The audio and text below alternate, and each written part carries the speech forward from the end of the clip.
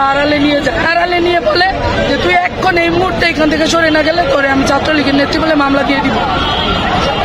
Police নিজে আমাকে বলে। এইটার কি কারণ? একটাই দাবি, এই বর্তমান সরকার সুপারিশ প্রাপ্ত করেছে, বর্তমান সরকার যোগদান দিবে, যোগদান ছাড়া, যোগদান পত্র ছাড়া আমরা বাড়ি যাবো না।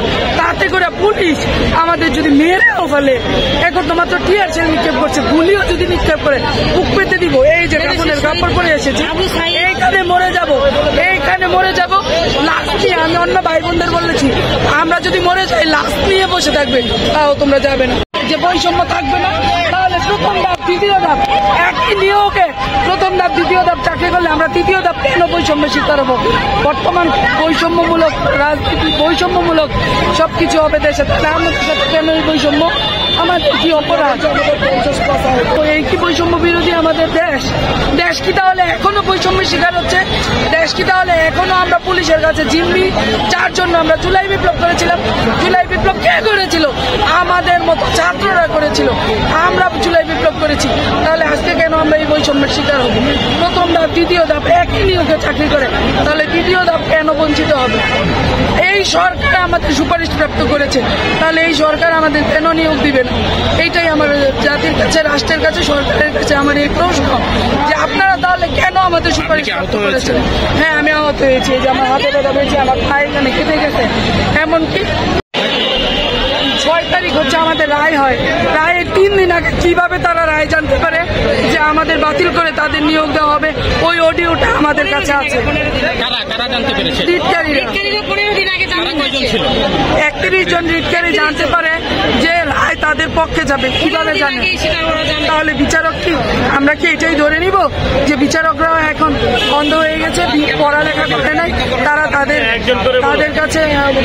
তাদের কাছে মাথা নত করেছে 31 জন রিটকারীর কাছে? এটা কিসের প্রভাব রাষ্ট্রের কাছে, জাতির কাছে? আমার এইটাই প্রশ্ন, যে 31 জন কিভাবে আগেই রায় জানতে পারে? কিভাবে, কোন প্রভাবের কারণে তারা আগেই জানতে পারে রায়? কই, আমরা তো জানলাম না। আচ্ছা, আমরা দেখলাম যে সকাল থেকে আপনারা শান্তিপূর্ণভাবে অবস্থান করছিলেন, কিন্তু আপনাদের উপর জল কামান নিক্ষেপ করা হয়, সাউন্ড ক্যানিং করা হয়। হঠাৎ করে কেন পুলিশ আপনাদের উপর চড়াও হলো? আমরা যখন এখানে শান্তিপূর্ণভাবে অবস্থান করছিলাম, ওরা বলছিল আমাদের সরে যাইতে।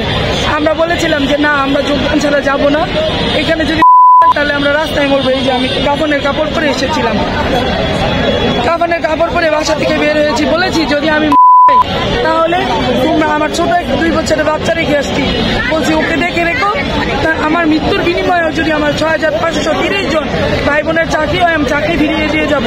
এটা যখন পুলিশকে বলি, ওরা জিজ্ঞেস করার পরে যে আমরা এটা ছাড়া যাবো না, যোগদান ছাড়া, ঠিক তখনই তারা আমাদের উপর জলকামান করে। আমরা ওইখানেই বসে থাকি, লাঠি চার্জ করে, ছত্রভঙ্গ করতে চাই, তারপরে আবার তারা টিয়ার সেল নিক্ষেপ করে আমাদের উপরে। তারপরেও যখন আমরা না যাই, তখন আমাদের এক পর্যায়ে হুমকি দেয়। আমি নিজে সেই হুমকির শিকার, যে আমি নাকি বলছে তুই এইখানে যদি 1 মিনিট অবস্থান করস তাহলে তোর এখন ধরে নিয়ে যাবো, ছাত্রলীগের নেত্রী বলে মামলা দিয়ে যাবো। কে বলেছে এটা? পুলিশ নিজে বলে আমাকে। নামটা কি তার? ওনার নামটা আমি আসলে জানি না, আমি চিনি ওনাকে। হ্যাঁ, এমনি কি আন্দোলন দমানোর জন্য ছাত্রলীগের ট্যাগ দেওয়া হচ্ছে? জি, আন্দোলন কেন ছাত্রলীগের ট্যাগ দিবে বলেন? এই যে আমার স্বাস্থ্য সনদ, যদিও ছিঁড়ে গেছে পানিতে পড়ে, এই যে আমার স্বাস্থ্য সনদ, যেটা আমি ডিপি অফিসে জমা দিই, আমি শারীরিকভাবে ফিট কিনা, আমি এই সরকারি চাকরির জন্য যোগ্য কিনা, এই যে স্বাস্থ্য সনদ, এইটা জমা দেওয়ার পরেও আমাদের আন্দোলন দমানোর জন্য আমাদের কেন হুমকি দেওয়া হবে? এই কি তাহলে জুলাই বিপ্লবের ফল, যে এখনো পুলিশ আমাদের হুমকি দিবে, পুলিশ আমাদের উপর অযথা, পুলিশ আমাদের এইভাবে হয়রানি করবে?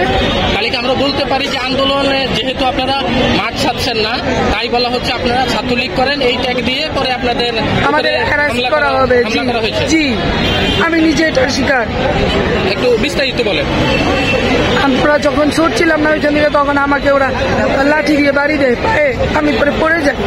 পড়ে যাওয়ার পরে আমাকে 7-8 জন টেনে হিচড়ে নিয়ে যাইয়া বলে যে তুই সর। আমি বলছি যে না স্যার, আমরা যোগদান ছাড়া যাবো না, আপনারা কেন আমাদের উপর অত্যাচার করছেন?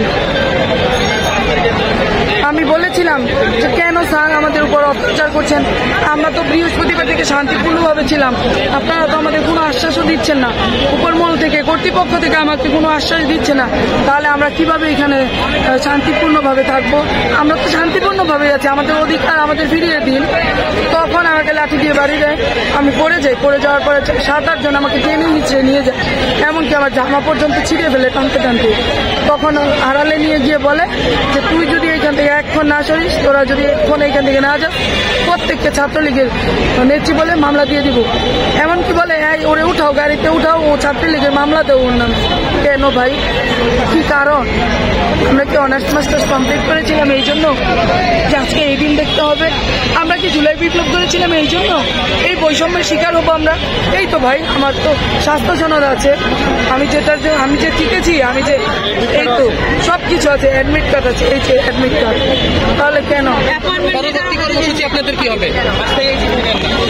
আমাদের পরবর্তী কর্মসূচি হচ্ছে আমরা এখানেই অবস্থান করব, কিন্তু আমরা যোগদান ছাড়া ভাই বাড়ি যাব না। একটাই দাবি, এই বর্তমান সরকার সুপারিশ প্রাপ্ত করেছে, বর্তমান সরকার যোগদান দিবে। যোগদান ছাড়া, যোগদান পত্র ছাড়া আমরা বাড়ি যাব না। তাতে করে পুলিশ আমাদের যদি মেরেও ফেলে, এখন তো মাত্র টিয়ার সেল নিক্ষেপ করছে, গুলিও যদি নিক্ষেপ করে বুক পেতে দিব। এই যে কাপড়ের কাপড় পরে এসেছি, এইখানে মরে যাব, এইখানে মরে যাব। লাস্ট দিয়ে আমি অন্য ভাই বোনদের বলেছি, আমরা যদি মরে যাই লাস্ট নিয়ে বসে থাকবে, তাও তোমরা যাবে না, তোমরা এখানেই থাকবে, তোমাদের যোগদান পত্র না নিয়ে তোমরা বাড়ি যাবে না। এতে মরে যাই, মরে যাব। এইটাই হচ্ছে আমাদের অধিকারের দাবি, আমাদের মৃত্যুর লড়াই, এটা অধিকারের দাবি, আমাদের আর অন্য কোনো দাবি নাই।